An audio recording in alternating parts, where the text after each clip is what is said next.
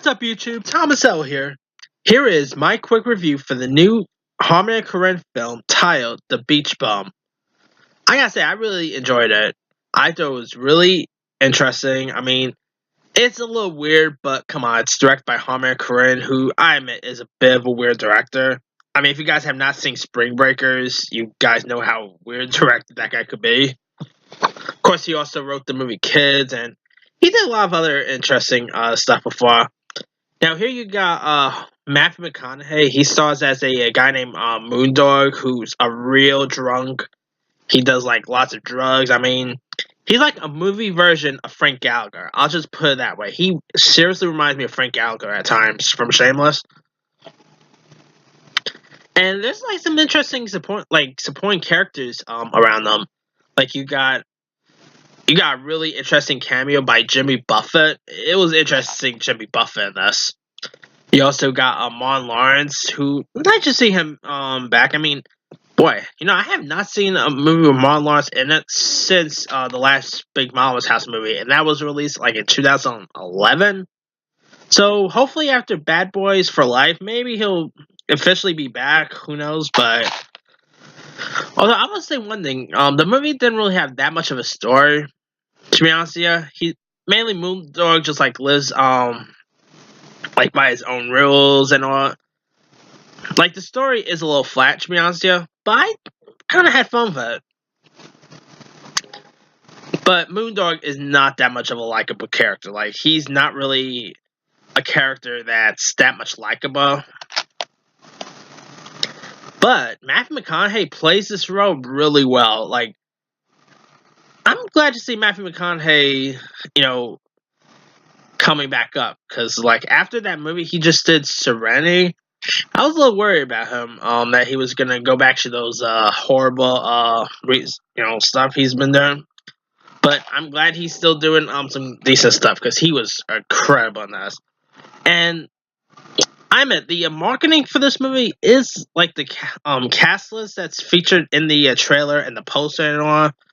That's a little misleading. I mean, remember how the sequel to Kingsman, when they had like a trailer and the poster, there was like,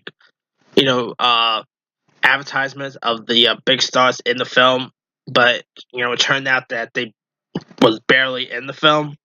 Kind of like how like in the Kingsman trailer when it showed that Channing Tatum was one of the main stars in it, like on the trailer and the posters and all.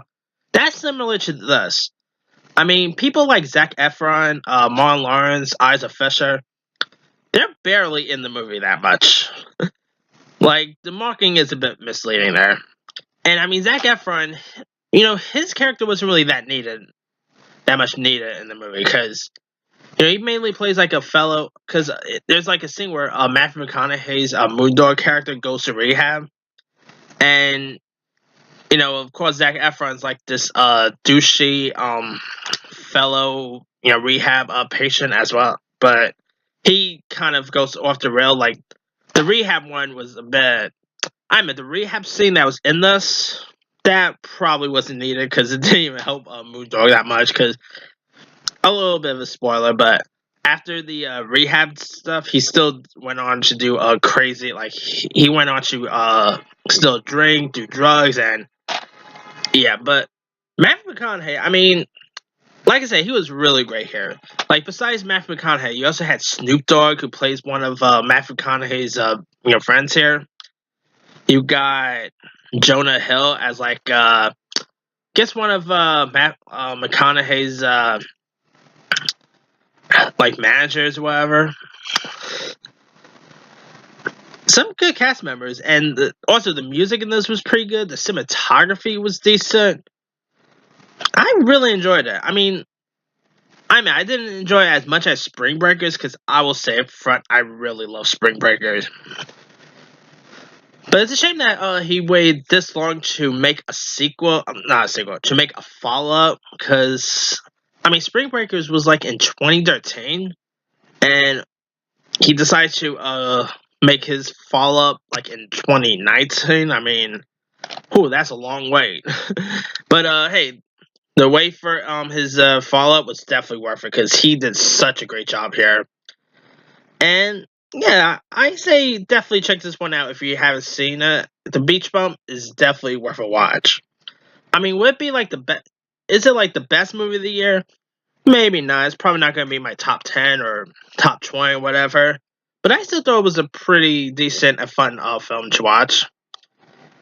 So, yeah, that's pretty much it.